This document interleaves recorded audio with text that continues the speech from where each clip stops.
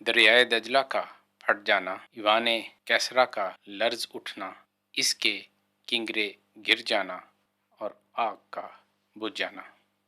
इब्ने जरैर ने जिक्र किया है कि परवेज़ किसरा ने दरियाए दजला के किनारे पर एक महल तामीर किया।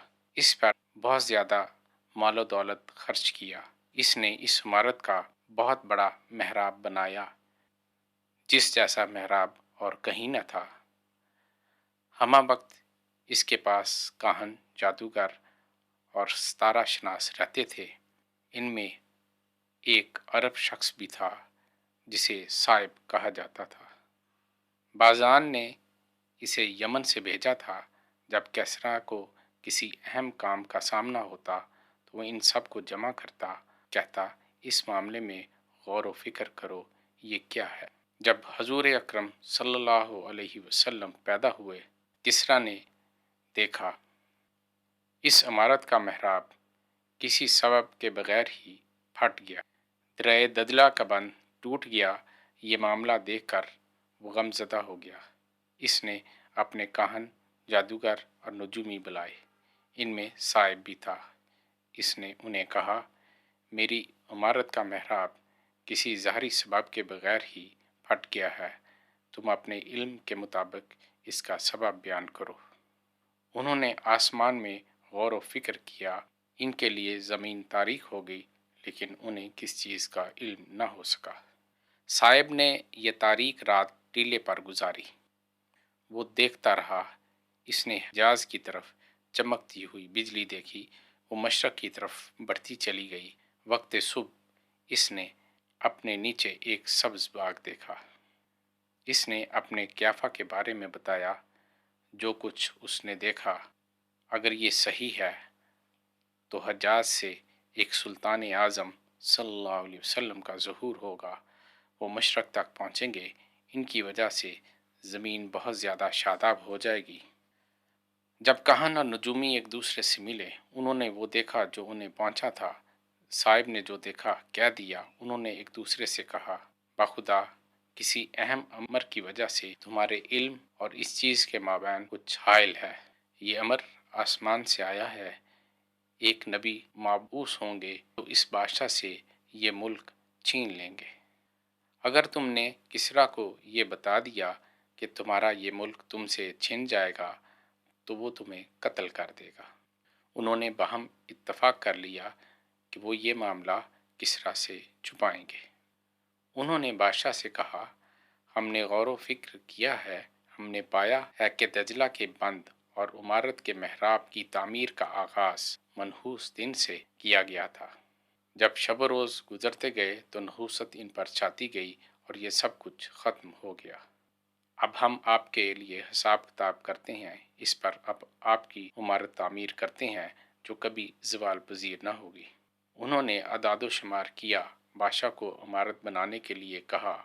बादशाह ने वो बन 8 माह की कलील मुद्दत में तामीर करवा दिया। इस पर बड़े बड़े अम्वाल खर्च किए, हत्ता कि वो इससे फारिग हो गए। बादशाह ने कहा, क्या इसकी दीवारों पर अपनी महफिल सजा लूँ? सब काहनों ने कहा, हाँ। बादशाह ने वहाँ फर्श और कालीन बिछाने का हुक्म दिया। वो इसी हालत पर थे कि दरियाए दजला फट गया। वो इमारत नीचे से बह गई। इसने अपने सारे काहन, जादूगर और नजूमी जमा किए और 100 के करीब को कत्ल कर दिया। इसने उन्हें कहा, मैंने तुम्हें अपना कुर्ब दिया, तुम पर अपने अम्वाल खर्च किए, फिर तुमने मुझसे ख़यानत क्यों की? उन्होंने कहा, हमने इसी तरह ख़ता की जिस तरह हमसे पहले लोगों ने लग़ज़श की थी। फिर उन्होंने हिसाब किताब किया, इसे इमारत बनाने का हुक्म दिया। जब वो इमारत बनाने से फारिग हो गया, उन्होंने बादशाह को ऊपर बैठने के लिए कहा। बादशाह वहाँ बैठने से डर गया। वो सवार हुआ और इसकी बुनियादों पर चलने लगा। जब वो चल रहा था तो इमारत दोबारा फट गई और आखिर तक बह गई। बादशाह ने इन सब को बुला लिया। इसने कहा, मैं तुम सबको तहते कर दूंगा, वरना मुझसे सच बोलो। उन्होंने इसके साथ सच बोला और उसे मामले की खबर दी। بادشاہ نے کہا تمہارے لیے ہلاکت ہو، تم نے یہ سب کچھ مجھے پہلے ہی کیوں نہ بتا دیا؟ انہوں نے کہا ہمیں خوف نے روکا تھا، بادشاہ نے انہیں چھوڑ دیا۔ ابن جریر نے تاریخ میں، امام بہقی اور ابو نعیم نے دلائل میں اور خرائطی نے مخزوم بن ہانی سے روایت کیا ہے کہ وہ اپنے والد گرامی سے روایت کرتے ہیں کہ ان کی عمر 150 سال تھی۔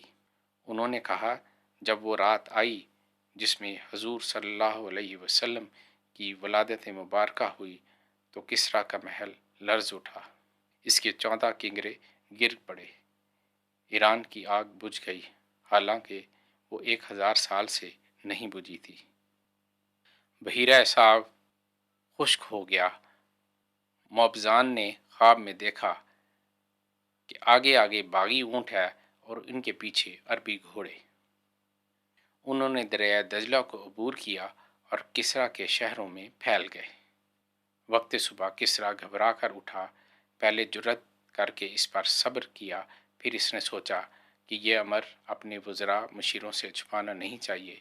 اس نے اپنے وزراء مشیر جمع کیے، اپنا تاج پہنا، اپنے تخت پر بیٹھا، پھر اپنے مشیروں اور وزیروں کو بلایا۔ جب وہ جمع ہو گئے تو ان سے پوچھا کیا تمہیں علم ہے میں نے تمہیں کیوں بلایا؟ انہوں نے کہا جب تک آپ خود نہ بتا دیں ہمیں کیسے پتہ چلے گا؟ بادشاہ اسی حالت پر تھا جب اسے ایک خط ملا جس میں ایران کی آگ بجھ جانے کا تذکرہ تھا۔ اس کا غم بڑھ گیا۔ پھر اس نے وہ امر بھی بیان کر دیا جس نے اسے خوف زدہ کر دیا تھا۔ موبزان نے کہا اللہ تعالیٰ بادشاہ کی اصلاح کرے، میں نے اس رات دیکھا ہے۔ پھر اس نے بادشاہ کو اپنا خواب بیان کیا۔ بادشاہ موبزان یہ سب کچھ کس کے لیے ہے؟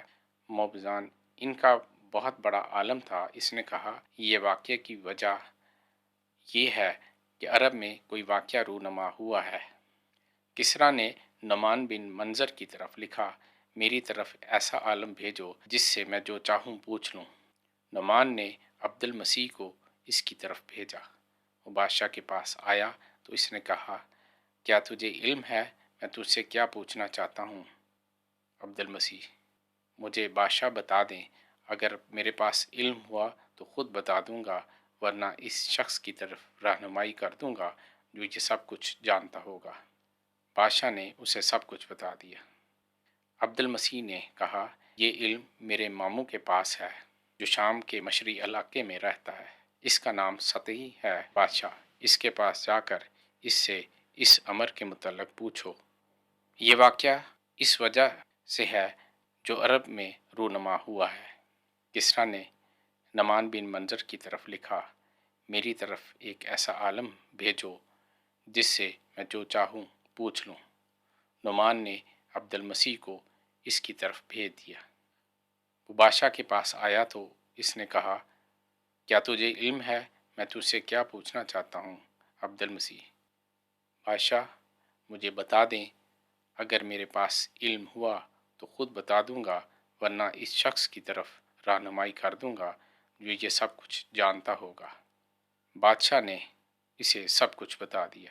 عبد المسیح نے کہا یہ علم میرے ماموں کے پاس ہے جو شام کے مشرقی علاقے میں رہتا ہے، اس کا نام سطیح ہے۔ بادشاہ اس کے پاس جا، اس سے اس امر کے متعلق پوچھو اور اس کی تعبیر میرے پاس لے آؤ۔ عبد المسیح اٹھا، سطحی تک پہنچا، وہ نزاع کے عالم میں تھا۔ عبد المسیح نے اسے سلام کیا، اس نے سلام کا جواب نہ دیا۔ عبد المسیح نے کچھ اشعار پڑھے۔ جب سطحی نے عبد المسیح کا کلام سنا تو اس نے اپنی آنکھیں کھول لیں، پھر کہا عبد المسیح تیز رفتار اونٹ پر سوار ہو کر آیا ہے، سطیح کے پاس آیا ہے، حالانکہ اس وقت نزاع کے عالم میں ہے۔ تجھے بنو ساسان کے بادشاہ نے بھیجا ہے تاکہ ایوان کسریٰ کے لرزنے، آگ کے بجھنے، موبزان کے خواب کے بارے میں جانا جائے۔ موبزان کے سرکش اونٹ جنہیں عربی گھوڑے ہانک رہے ہیں خواب میں دیکھا ہے۔ انہوں نے دریائے دجلہ کو عبور کر لیا تھا۔ وہ کسریٰ کے شہروں میں پھیل گئے تھے۔ عبد المسیح تو سن، جب تلاوت کثرت سے ہوگی، عصا والا ظاہر ہوگا، وادی سما بہنے لگے گی، بحیرہ صاف خشک ہو جائے گا، تو یہ ملک نہیں رہے گا۔ کسریٰ کے بادشاہ اتنے ہی ہوں گے جتنے کنگرے گرے ہیں۔ آنے والا امر آ کر رہے گا، پھر سطحی اسی جگہ مر گیا۔ عبد المسیح کسریٰ کے پاس آیا، اسے یہ تعبیر بتائی۔ اس نے کہا، ابھی تو ہم میں 14 بادشاہ ہوں گے، پھر جو ہوگا دیکھا جائے گا۔ ان کے 10 بادشاہ 4 سالوں میں گزر گئے، بقیہ 4 حضرت عثمان غنی رضی اللہ تعالیٰ عنہ کی خلافت تک